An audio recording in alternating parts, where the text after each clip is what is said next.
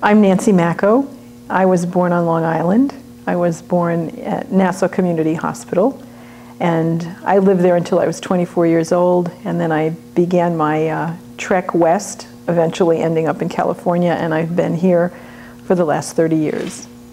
One realizes after a certain point how much certain events in your childhood create you or affect you.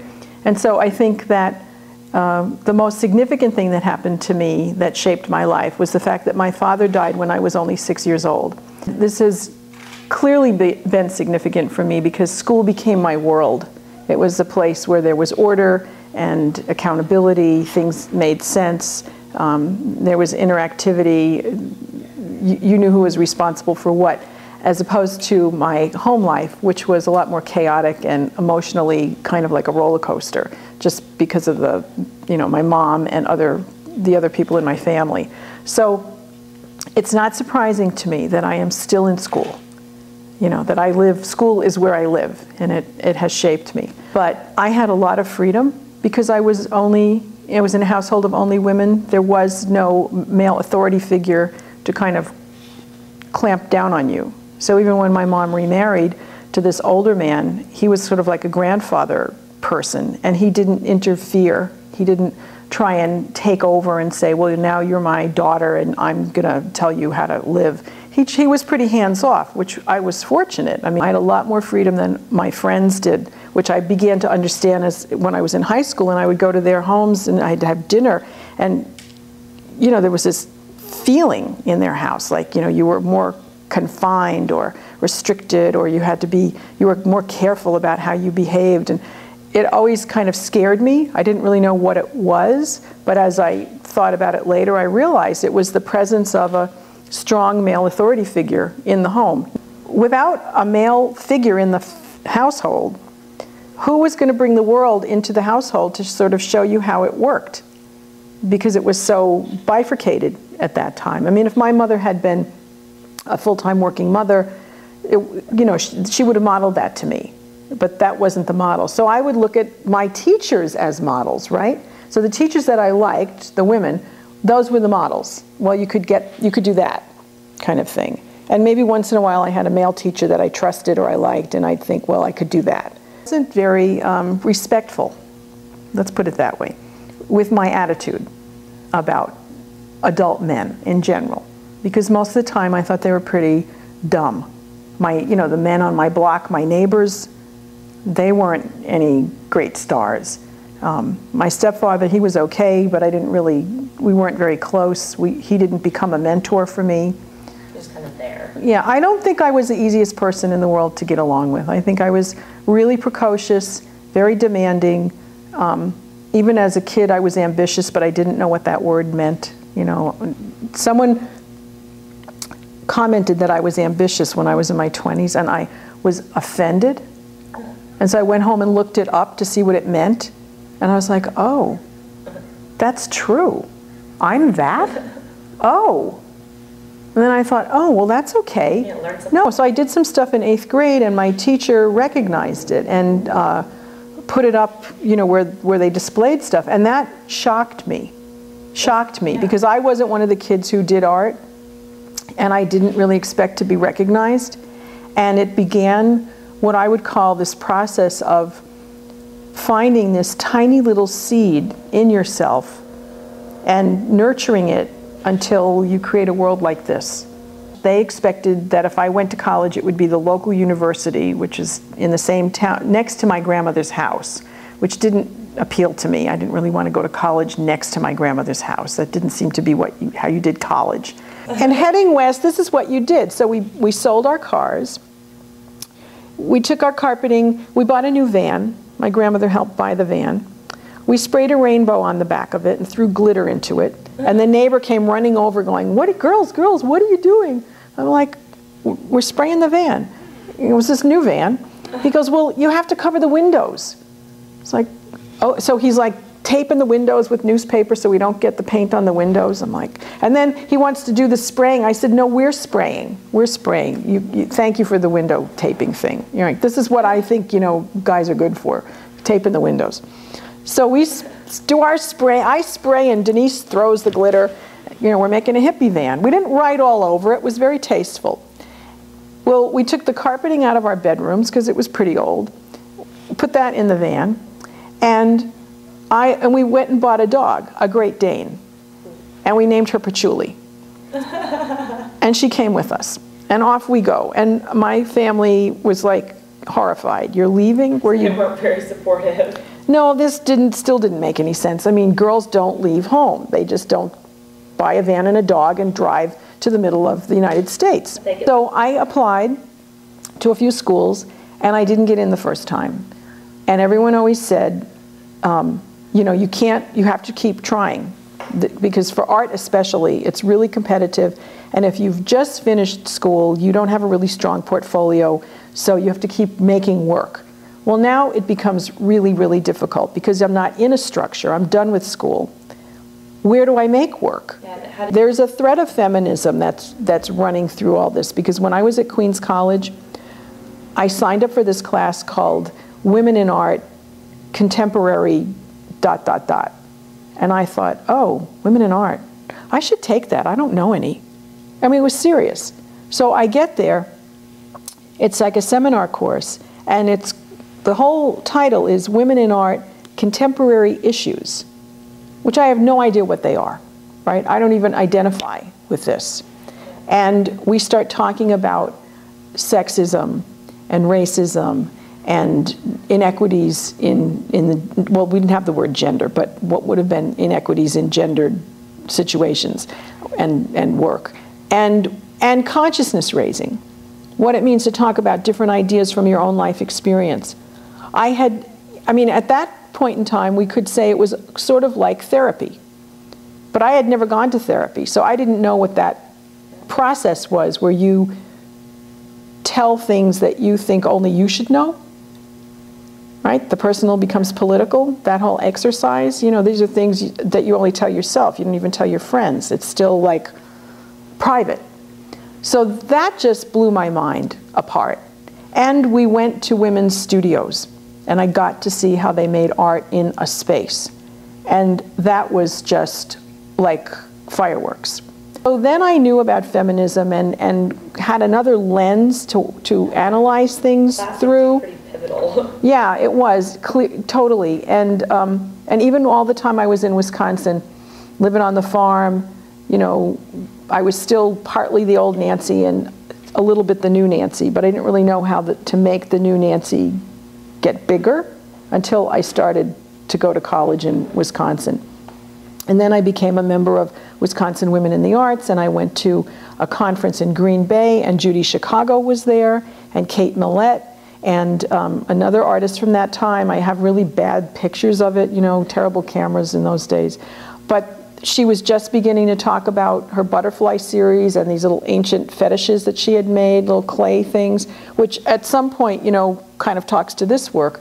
But I was beginning to get it. And one of my teachers was gay, and so that was sort of cluing me into other ways women live their lives, and found strength from women, so that the support system was there and they weren't in competition with men. 77. And that winter period, I applied to all the grad programs in the Bay Area. And I took a printmaking class at a local college so I could get more work. I could use her apartment to make work and do more painting. And I got an office job in a local plastic bag company that, you know, they extruded their own bags, but I worked in the office, so my secretarial skills paid off.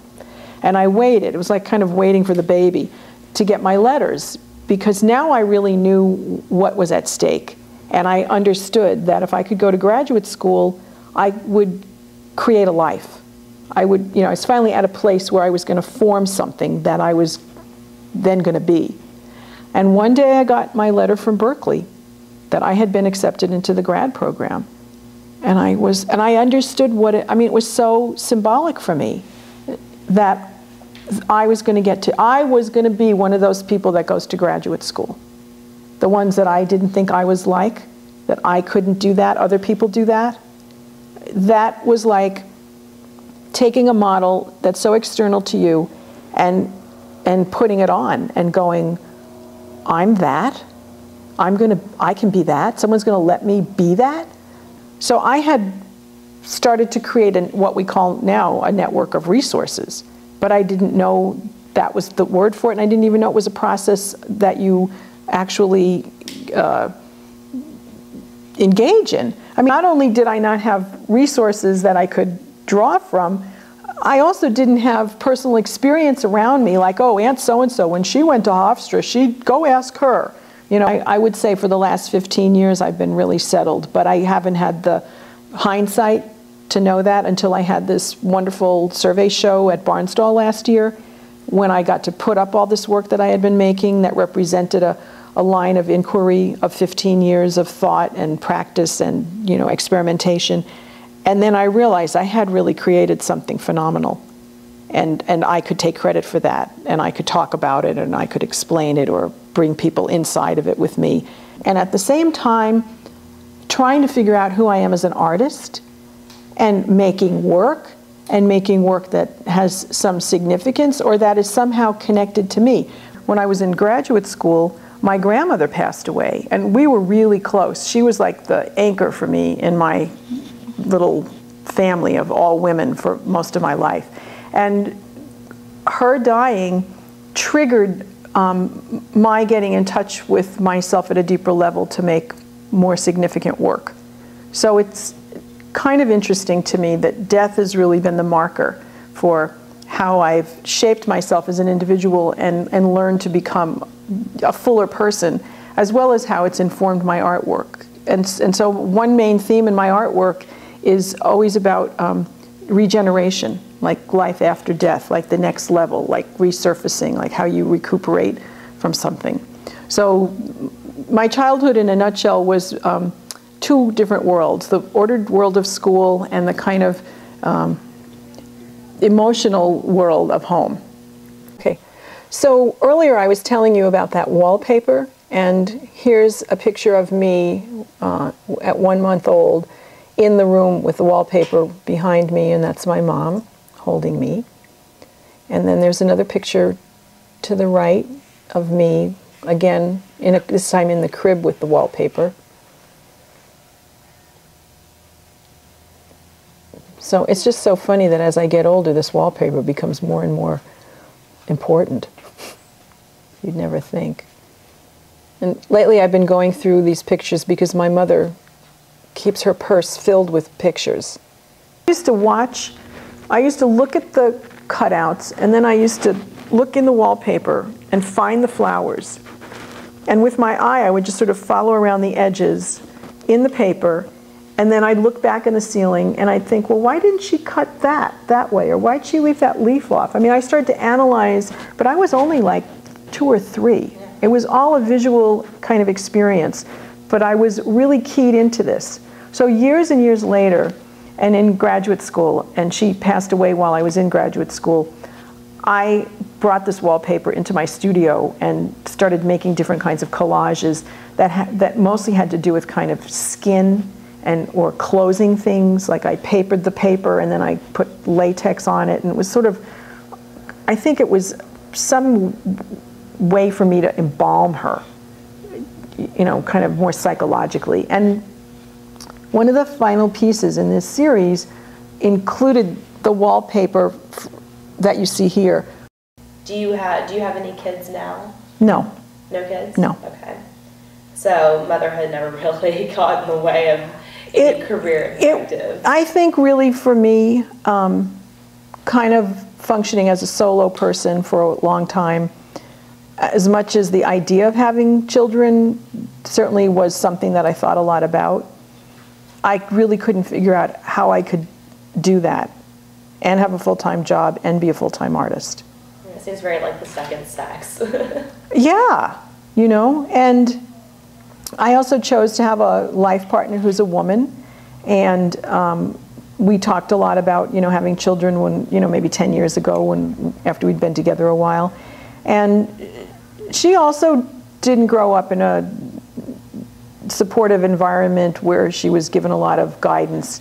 And, you know, she'd say to me, you know, if you look at the moms we had and you look at what we've had to struggle to create and accomplish, how do you think we're going to do a better job, you know, being moms ourselves? Because I do feel like feminism has allowed me to practice what I say I believe in, and living with a woman, you know, you have two people who are less entitled, so to speak, and you're sort of standing up for something that you believe in, saying, you know, women are equal and we need to be supportive of each other, and women can support women in ways that men can't be supportive to women. No, and so feminism for me has given me a space to express myself as a spiritual person, you know, with a belief in a higher intellectual deity of some kind that embraces us all without having an actual faith, and to stand up for and support women and reach out to women and give them opportunities, to not withhold from women in a competitive kind of a way, but to be more cooperative, and also to have a relationship with my partner and my friends. So I really feel like that, you know, feminism isn't only a political idea for me. It really has, it gave me a structure to define myself. You know, I do this work about the bees, and it started out because of two words together in something I read, bee priestesses. So I like the spiritual dimension of priestesses and the idea that these were women who were autonomous, lived together in a temple, you know, gave praise to the earth and to the goddess and to the feminine spirit. Maybe they had relationships with each other, that they were also sacred prostitutes, and that they initiated men into the rituals of sex, you know, when they were virgins, so that they would know how to honor the feminine when they had sex with women. And that this world, this mythology, would be this, you know, safe and nurturing space to live in. Well, there must be certain components that we can take from that and put them into our lives today and make them really important, make them more important than profit, or more important than gain, or more important than power, so that we can save ourselves. Completely responsible for everything that happens in the hive, the building of it, the bringing the food in, finding the food, telling each other where it is, storing it, keeping the queen in attendance while she's laying eggs. The poor drones, they get to, one of them gets to impregnate the queen, and then the rest of them get pushed out of the hive because they don't know how to build honeycomb or collect pollen, or they're not, you know, trained, or what's the word I want, you know, like imprinted with that information. So they have one function, and then when one of them fulfills it, they have to go. Yes, actually something really, really exciting happened this summer. For many, many years, the work that I've been doing came out of a background in painting and printmaking. And the printmaking kind of led to mixed media work. That means I'm using different physical objects, like wallpaper or different other papers, cards, photographs, funny little small objects, like this is actually a plumb bob that's only this big and it's flat, that I scanned. And I was using objects to scan, to build up the work in a layered fashion, which is a lot what we do in printmaking. You put one layer over another, or you keep adding things, as opposed to a photograph, which is you take a picture and the layers are in it. I mean, it's in the picture. I don't come from a photographic background. It's not what I studied. So my lens for creating work digitally has always been printmaking and painting. All of my work has some underlying thread of the ideas of feminism in it. And so it would be possible to talk about that with many of the works. This piece in particular is part of a body of work called Feminist Utopias, New Constellations. And this piece in particular is called Sacred Feminine. So what you're looking at here, this kind of glistening, dusty stuff, is actually opalescent pigment on wood panel on another work. And then that's one layer in Photoshop, and then I've added these other images. So I've got these two nymphs kind of floating around in this space, untethered. The image of this figure climbing this ladder is from a cave painting in South Africa from 3500 BC. And presumably this figure is climbing a rope ladder, which is what they used to make in those days, to get up to this big hive and to gather the honey from it. Are from this one rubber stamp of the basket. So it's mimicking the basket. Well, when you rotate this image and you flop it around and you stamp it in different directions, it starts to look like a breast, a flying breast, you know, a nurturing, ever-flowing, milk-fed breast. So these two figures are sort of pouring the light and stars and the energy out of that breast and letting it go out into the universe. Well, the big figure here is from an ancient drawing that's been interpreted as a bee goddess. So she's sort of standing in the background, kind of directing the show, reminding us how we need to live, how things should be reordered. And she's very serious and very stern, even with that crazy hair. But down in the corner, there are two more bee goddesses, and they're much more playful, and they're sort of like two girls having a conversation or going on a date or twirling around or dancing. So all of this is happening in this space that I call the sacred feminine. And then I think I'm going to rename it to the messengers of the sacred feminine, because they're actually delivering abundance and fecundity. So that gives you some idea of how I construct these. And then it's printed on photo paper, and then it's fabricated so that it's sandwiched between two pieces of plexiglass so that it's a one-of-a-kind work. But I think really the work that I make is to inspire us all to see these things and make the right decisions. It's work, you know, to encourage collaboration, to encourage cooperation, to allow us to think in a more permeable and flexible, intuitive way, not in a rigid, hierarchical, either-or kind of a way. So I'm making spaces, visual places, where you have, you just have more of an opportunity to think outside the box. Here's the challenge in my art. I make work that's not popular. It's about a subject matter that's not trendy. It's and could you just vocalize what the subject matter is again? Feminism, the sacred feminine, some kind of neutral spiritual zone that doesn't really recognize a hierarchical kind of a faith. You know, it's sort of like a self-actualized faith. You know, it's up to you to do it, but you trust in a larger something. And I prepare them as these, what we call a hybrid print. So like kind of like the technique? Yeah, well, it combines scanning, okay, of different materials with photographs of things, and then it's manipulated using digital software, and then it's output as a digital print, and then it's fabricated so that you see it in this form as a solo piece. I have a problem with the culture, the way it is. I want it to change. About what your work, what we're trying to do through your work? I'm making a world that I want to live in, and I'm inviting other people to live in it too. So it's so amazing that I teach at this women's college, and that I've been there for 20 years, and I get to nurture young women at the place that I always valued. Beginning your life as an adult, deciding on how to shape yourself, you know, and have a career. So that exact key place that I needed, that's the place that I get to nurture. So I think that's the coolest thing in the world, because I get to watch my students grow from 18 to 22.